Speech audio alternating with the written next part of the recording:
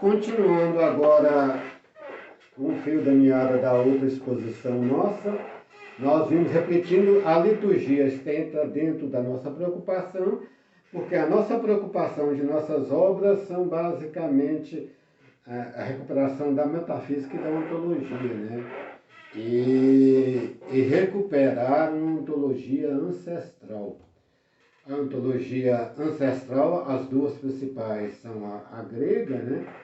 E a católica escolástica. As duas são as principais ontologias, né, que orientaram o mundo, né? Heidegger tenta, com Ser e Tempo, propor uma outra teologia. Ele volta praticamente aos pré-socráticos, mas ele fala que não quer enfocar a escolástica por conta de, basicamente não nessas palavras, mas o sentido é o sentido de ser um filósofo já no início do pós-modernismo, mas pegando o modernismo da filosofia moderna, principalmente de Kant, né, que não aceita a ontologia escolástica. Nós já vimos discutindo isso, ainda vamos discutir, né, as pertinências ou não. Nós temos muita crítica a Kant, inclusive a sua visão vem sendo derrubada pela própria ciência, principalmente na questão ontológica, na questão questão da escolástica, né? Tem-se bases para se discutir essa questão da escolástica de Deus, na questão da neurociência e na questão da ecologia, basicamente. A neurociência englobando a psicanálise. A neurociência não avançou nesse estudo dos aparelhos e das evoluções e involuções e dos intercâmbios entre neurônios em relação à experiência religiosa, né? Mas essa é a nossa proposta, né? E a psicanálise mais no Jung, no inconsciente coletivo, que é um fator predominante do inconsciente, a experiência religiosa. Houve uma experiência muito importante, concreta, né, que influencia a pessoa, independente de Kant, que achar que é mera especulação cujos sentidos não têm. Os sentidos têm, né? Os neurônios e o inconsciente físico tem guardado dentro de si uma expectativa religiosa. Mas aí voltando, vamos pegar, nós temos uma outra proposta, nós falamos de um outro trabalho que seria uma nova Suma Teológica, né? Isso porque a Suma Teológica nós já vimos, né? Ela é de São Tomás de Aquino, e se não, sem pouca contestação, não sabemos de contestação nenhuma, mas dentro da ontologia escolástica, a Suma Teológica, o próprio livro já diz Suma, que é o supra-sumo, e no sentido do mais alto aqui, né, da proposta, e foi alcançada por São Tomás de Aquino, né? Nós temos aqui 3 livros da edição Loyola, é uma edição, inclusive, que vem... Ela pode ser um pouco menor, mas ele colocou a edição a edição Loyola colocou a Suma na sua versão em latim originária, né? A escolástica, a língua básica, como se fosse uma língua hoje científica básica. Geralmente é o inglês, qualquer trabalho científico tem de ter alguma, que sequer, né, de grande repercussão, tem de ter. Uma tradução inglesa é igual ao latim na época medieval. Então ela é um pouco extensa, mas ela é bem extensa já, né? Se não me engano, são 11 volumes. Nós temos 3, né? Tem outros, tem umas compilações, acho que são 4 ou 5 volumes. Essa é o dobro por conta disso. Dobrou aqui para se ter, né? Ver. Se puderem ver, de um lado tem o latim e do outro tem a passagem, no caso aqui traduzida por português. Foi o padre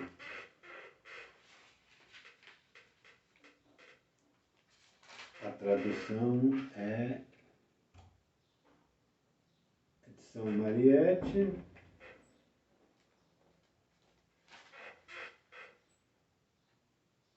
Joaquim Ferreira, a direção do Padre Gabriel, coordenação é do Carlos Josafá, um religioso, inclusive o Padre Gabriel é do Senhor Jesus, SJ, né? Agora, a coordenação é do Carlos Josafá Pinto de Oliveira, ao pé Ordem dos Pregadores, que é um dominicano. Nós vamos ver uma passagem que é a passagem mais famosa da questão ontológica, que até hoje ela é importante, né? Tentou se derrubar, mas nós já vimos em outras sessões alguns descobrimentos acerca do Big Bang, quando ele fala de uma outra realidade anterior ao Big Bang, né?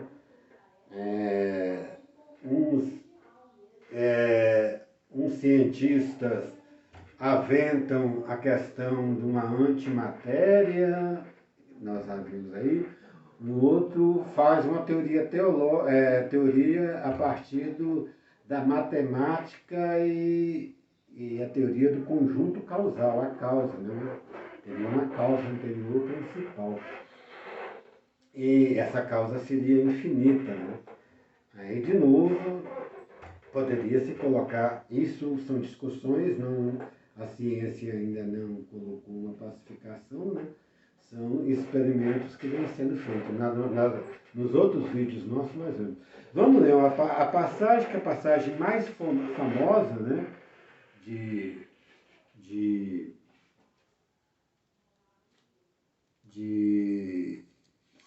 Da Suma Teológica, né? Que é quanto à existência de Deus, né?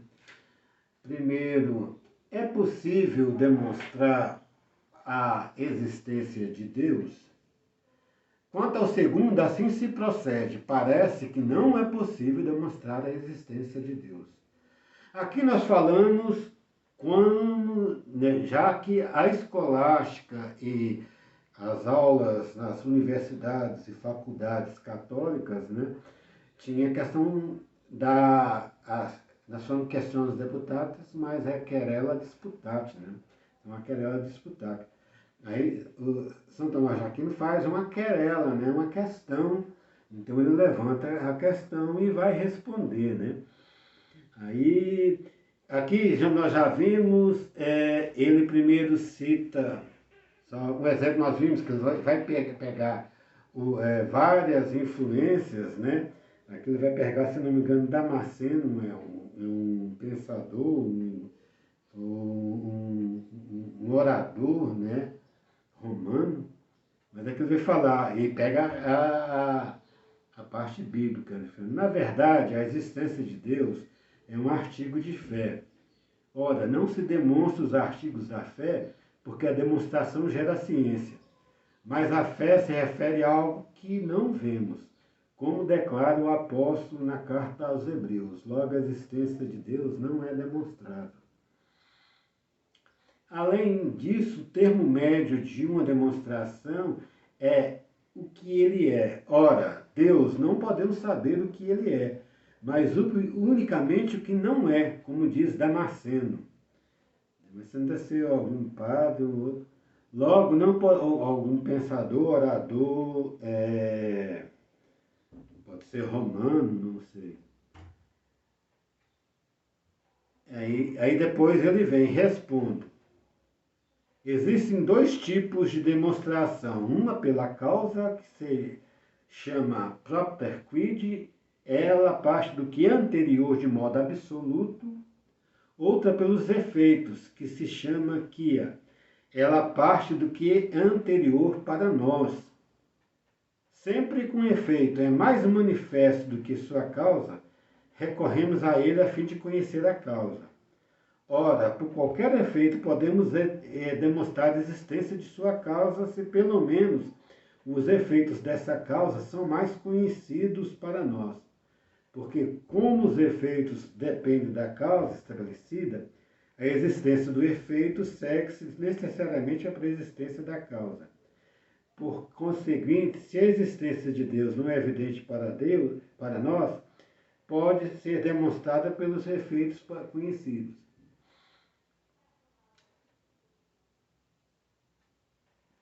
Então, se a existência concreta não pode, pelos efeitos se conheceria a Deus. Chegar até Deus seria impossível.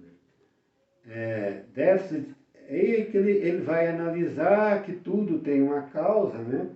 E que a causa primeira seria Deus.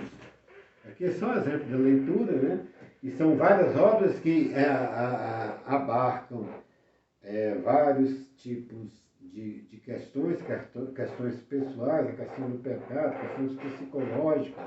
Até importante, eu desenvencilho um pouco de Santo Agostinho, que desprezava a carne, mas ele valoriza que o homem, pelos sentidos e inclusive, ele fala aqui, pelo apetite, o homem conhece a Deus. Esse mote é que nós pegamos nas questões neurológicas, né, da experiência religiosa e da necessidade humana em sentido geral de ter essa experiência, né? Isso que nós vemos, e uma parte concreta poderia ser analisada, não é analisada ainda, que nós conhecemos, né, pela neurociência. Essa é a nossa proposta na obra Semiologia da Revelação anterior, né? E na última nós queremos fazer esse contraponto. Aí nós temos uma proposta da uma nova Suma Teológica e partiria Tomás de Aquino, São Tomás de Aquino, partiu do grego Aristóteles, que inclusive não era cristão, nem tinha questão do cristianismo. E pegou alguns pensadores romanos que falavam dos deuses, mesmo os pensadores romanos procuravam um Deus maior. As religiões politeístas todas têm um Deus superior a todos, né? E o cristianismo e o judaísmo que unificou um só. E uma pessoa que vai desenvolver o começo para nós de uma nova teologia, não ainda sistematizada, mas afinada com o modernismo, né? Foi Hegel que tentou superar essa questão dessa dicotomia kantiana entre a razão e o intelecto e essa impossibilidade da existência de Deus. Embora o Hegel não tratou exclusivamente disso, né? As obras dele tem a Fenomenologia do Espírito, que nós já vemos, né? Ele tem uma parte da religião e na parte da religião revelada. Ele fala, né, dessa questão num plano totalmente ontológico e puramente ontológico dessa necessidade, né, como invertendo a questão da causa que era para Aristóteles e para São Tomás de Aquino. Hegel joga pelo final, o absoluto que será atingido no final, né? No final da história. E nós estamos no meio, né? O que nós conhecemos de Deus, nós conhecemos no dever. Ele fala que ele valida as provas da existência de Deus, né? Aqui na enciclopédia, principalmente na primeira, né? Que é uma obra mais metafísica, ciência da lógica, né? Uma obra onde ele, mais metafísica, assim, onde a metafísica e a ontologia pura é bem mais centralizada, mas dentro dessa questão do conhecimento, né?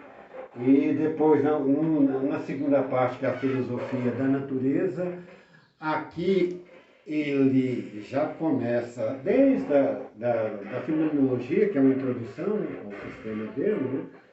Ele já falava daquela questão da natureza orgânica e inorgânica, aqui ele aprofunda. Tem alguns detalhes de questão que hoje são ultrapassados, mas o cerne principal dessa questão de um ser, né? Mesmo que aqui ele fala que a natureza é um ser fora de si, mas reconhece um ser na natureza, né?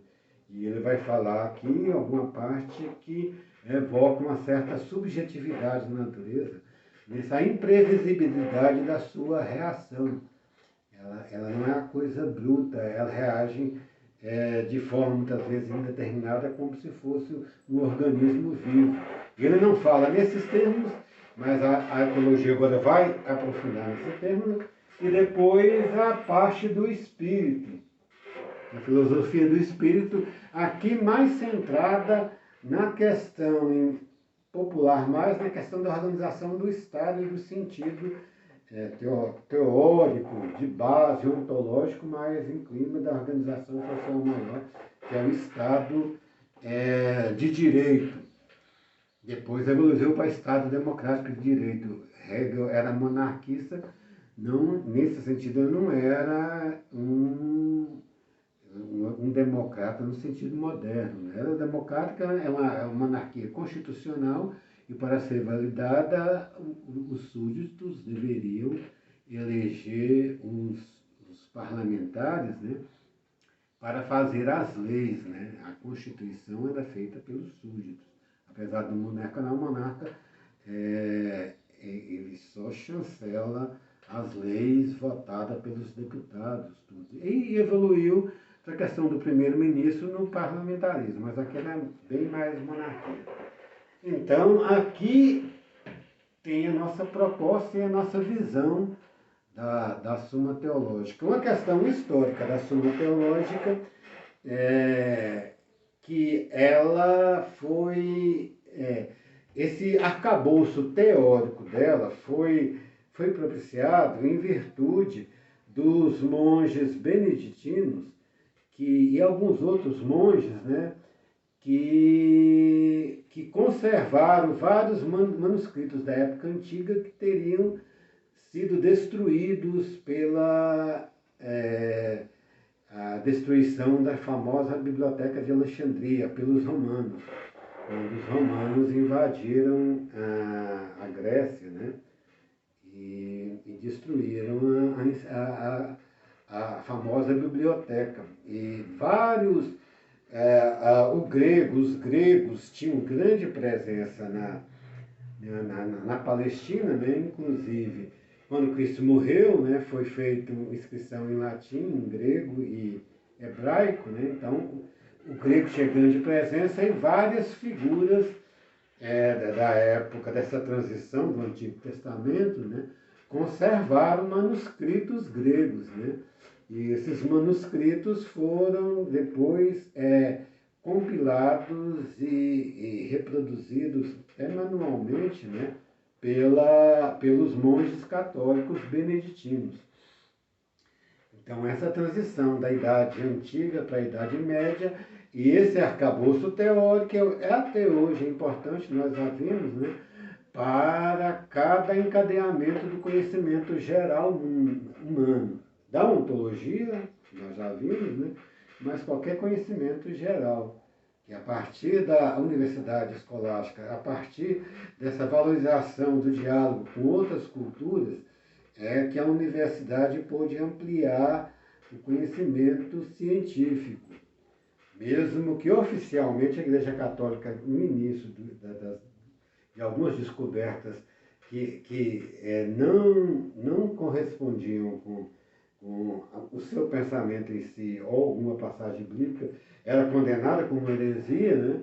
Mas mais à frente foram reconhecidos, né? E hoje continuamos nessa mesma proposta, né, de pegar, para nós é mais fácil que Hegel é um filósofo de origem cristã.